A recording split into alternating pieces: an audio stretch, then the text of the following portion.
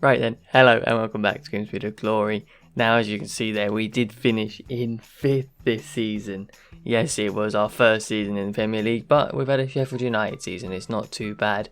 You can't complain too much. And this episode then is literally just the awards and the squad report. So we may as well fly into the awards now. And we will start with the most appearances, which is what we always start with. And this season it's actually going to Lopez with 36 in the Premier League, 40 overall.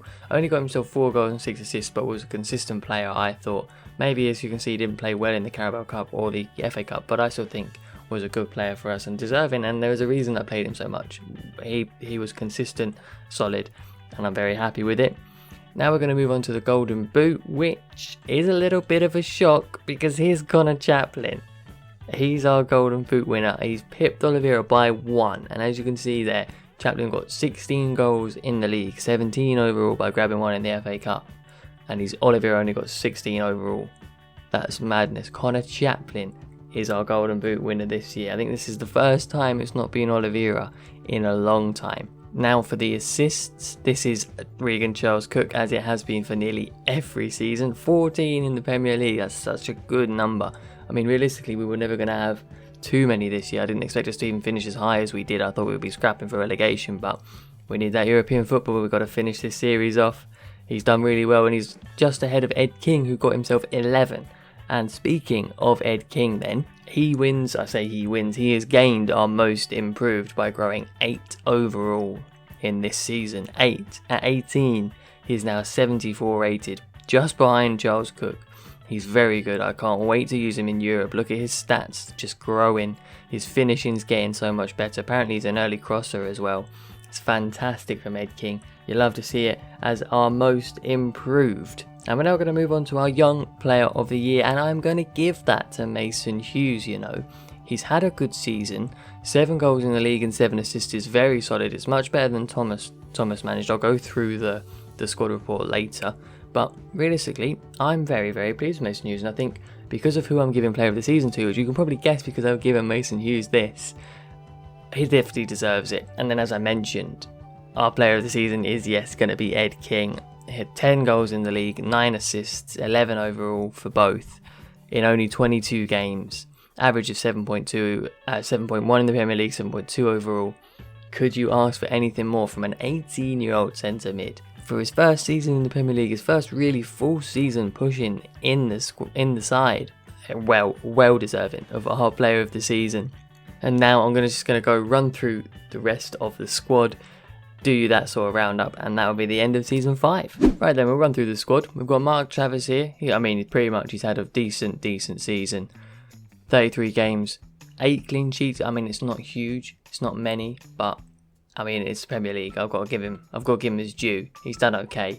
McKeown hasn't played, gone down 1, but not much about it. Basby only played 3 times. They were all in pre-season, so that's not actually quite good. Didn't play at all the rest of the season because Joe Walsh played the rest of the games. He did okay, kept 1 clean sheet in the league. I'm not too worried about it. My keepers I'm pretty happy with. Joe Walsh is still growing as well at 22. Connor Wood has played well. He's a good left back. It's a shame that he's probably not grown more than he has. I'm going to need another one. Quite frankly, I need someone closer to 80 rated. That's same says for Rizzo. They both play well when they play. Wood plays better than Rizzo. Mitchell, again, youth at 19, not good enough just for a final season. 1 Foyth, I'm very happy with the addition of him. Fantastic player, he's come in really well, done really well. He's really solid, got himself a couple of goals, and is now a threat from corners. As you probably have noticed, I whip corners in now because of him. And Matty Pollock does alright as well with them. He may not have scored this year. He's got himself an assist. I don't know how he's managed that, but also 80 rated now. 22 years of age, club captain. I'm sure he's going to be lifting the FA Cup, maybe the Premier League, maybe the Europa League. One of them next season. He's going to be lifting it, and that's where we will lead the season. Charles Dunn, not great. Not playing very often because we've got Brandon Rose now, who's a 72 rated. Decently solid, not too bad. But then there's Edmondson, who is more solid than him. Of course, being a couple of ratings more. I can't complain too much of my backup centre backs. Really, they're decent. Hendry, I'm surprised he even got 2 games. That was before I brought in Williams, who had a shocking game against Bournemouth recently, or someone recently. It was terrible, but overall, he's actually not too bad at 23 to be 76 rated. I'm okay with him. He's very, very fast, but Marlon Fossey is still my number 1. When you've got that sort of hair, you're always going to be my number 1, and that's going to transfer probably into into FIFA 21. If someone's got good hair and a good game face, then they're definitely mine. He got himself a couple of goals and an assist as well. Can't ask for much more from my starting right back. Josh Benson played okay. When he played, I had to cover injuries because we had a mad amount this season, and it was decent there. Elliot Hewitt did not play at all for me. Harry Clifton was good. I had, I think, 3 injuries early on in the season and still came through with 5 goals and 3 assists overall. I think that's pretty solid for a centre mid, and as much as he's a CDM really, I am going to replace him unfortunately, because I think for that final season I do need to just get into the 80 rated as much as I can, everywhere that I can, and try and push forward. It's unfortunate, but I am going to be doing it. Lopez will be alongside the new centre mid. I have Arabo coming in, as you saw in the end of the last episode. Hopefully he can bounce off him, and the two of them can do very well, with Robbie Gotts as a backup and Clifton as a backup of course, and then of course Ed King, who's going to be playing as many games as I can possibly get him to play. We've got Europe now, so I'm hoping that him and Charles Cook do very well together, mixing, swapping in and out as the cams that I have. And I do notice that my centre mid isn't actually a cam, but he is very good. Look at him with his 11 and 11, as I already said. Charles Cook with his 8 and 15. Both of them are fantastic. Tilly got himself a goal, but it was only pre-season. Played once everywhere else. Not a great player, realistically. Not fantastic. Was never fond of him in Season 1. Never mind now, back in Season 5. Sabi, though, who came in this year as a free, has been really good. He's absolutely lightning.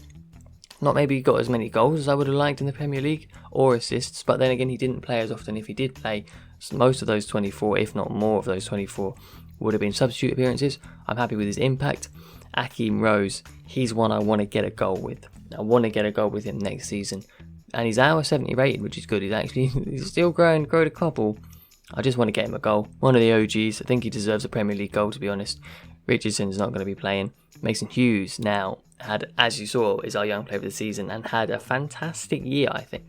The goals and assists are not double figures, which I think you'd want to be pushing on for a Premier League starting winger, but he will be starting because I'm not going to bring in anyone else.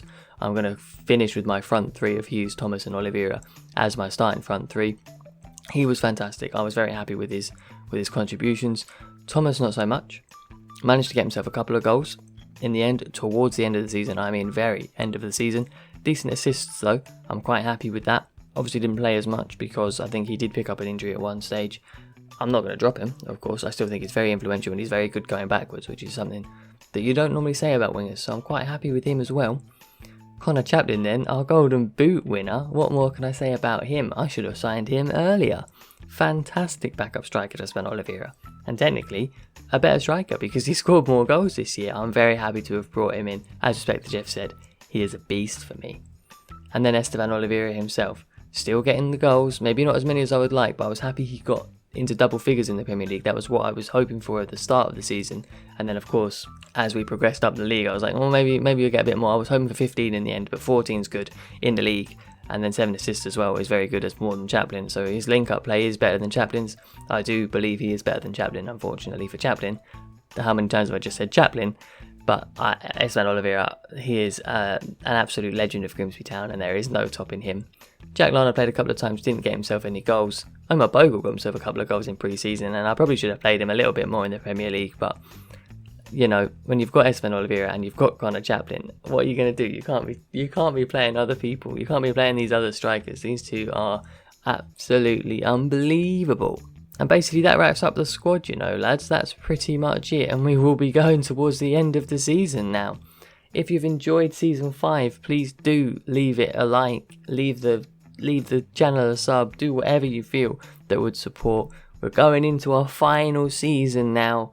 Season 6 will be coming soon, very, very soon. It's the final season. How far can we take Grimsby? I'm hoping to trophies at the very least. Thanks for watching, lads, and I will see you all in the next one.